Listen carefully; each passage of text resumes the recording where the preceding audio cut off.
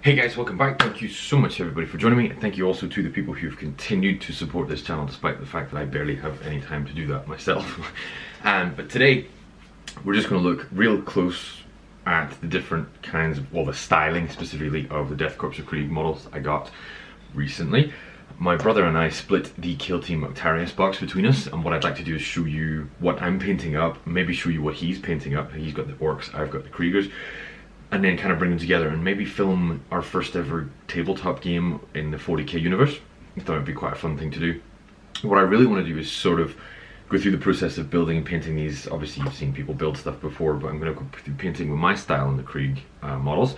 And then as we go, I'm going to give you an overview of how I feel about the Octarius box and the nature of the Kill Team releases in general. So far, it's interesting to think of specifically how I see it. I haven't played the game yet, so I don't quite know, but overall it's a little bit disappointing to see the way the whole thing's been handled by Games Workshop, which is not a surprising thing to hear somebody say, I know, nowadays. But for example, so in a Krieg kill team you can have up to 14 different units on the table at one time, but within the game rules of that box specifically, it tells you all the units you need to play each different game type they give you, and that only includes a total of 10 models.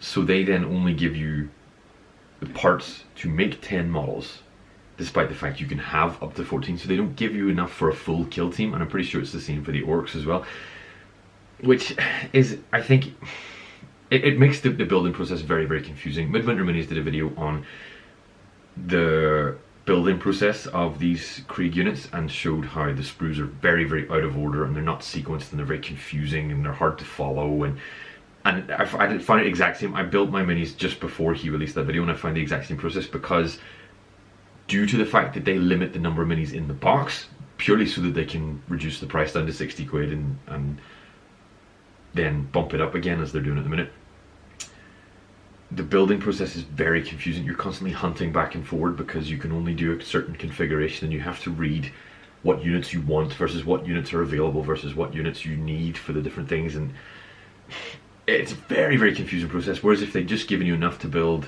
all 14 units, there would have been no problem.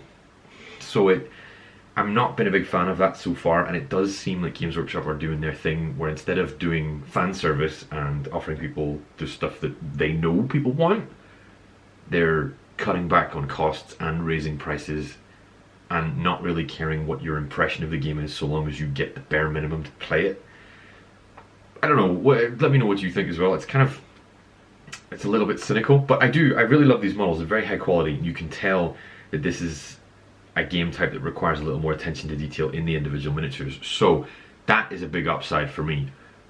But whatever you think, if you've got the box so far, let me know what you think as well. It would be good to have some discussion about this, because this is the first box game I've ever bought, and it will be the first tabletop game in the 40k universe that I will ever have played.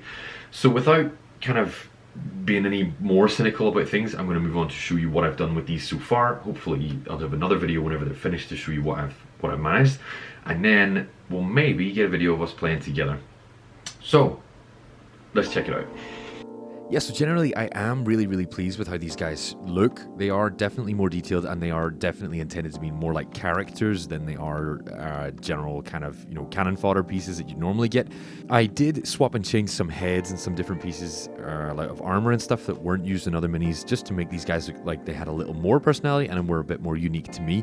But when I was in the process of removing one of the heads to replace it on the general, I ended up with my craft knife. I always use it pointing away like it's recommended, but it jumped and ended up sticking straight down into the end of my finger, which was pretty rough. It bled quite a lot, and I'm not good with the sight of my own blood, but thankfully I was at my parents' house visiting when I did it, and they were able to help me out. After that, I sprayed upwards with black and downwards with white to get a nice kind of lighting effect before I added any paint. I'm quite happy with how that looked. I could have left them like that and made them sort of grayscale or like snowy. Then I moved on to just the moot green base color that I was going to start with. Wanted to go with kind of a general military green and build up the salamanders color scheme to try and bring out some really nice edge work and stuff like that. So that's whenever I added the warpstone glow afterwards, just on the edges and stuff. And then there's with a bit more and some shading as well. I'm really, really happy with how the edges turned out on these, and I just kept adding and adding and adding, and hopefully once I get the blending done in later stages, it'll look really, really good, because I'm really happy with how they turned out. Here is a little bit of how I used the warpstone glow just to add some highlights, I guess. There was still some highlights that I had to add after this. It wasn't the last layer. I added some brighter colors, but you'll see them in the finished product.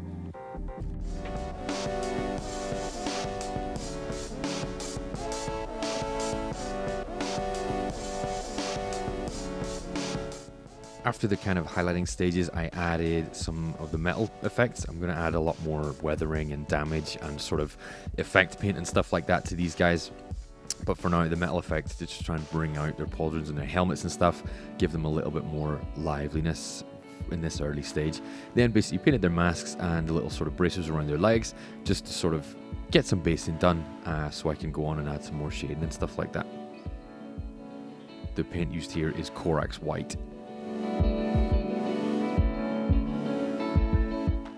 Then into the eyes, just with some Mephiston red and some brown shade, I think Eggrax Earth shade, and then a comparison between one that I left out and one that I did with all the faces and the different colors and stuff. You can see just the coat and the base layer of metal, and then with the little extra details and stuff like that. Yes! Hopefully that's a nice little summary of what I've done so far. If you have any ideas for how I can progress from here, anything that I can include on my finishing touches, do let me know, because it's always nice to get some kind of feedback on painting before it's done. But otherwise, yeah, just stick around for the next video in this one of 800 different series that I haven't yet finished. And otherwise, I will see you next time. Thank you so much for watching.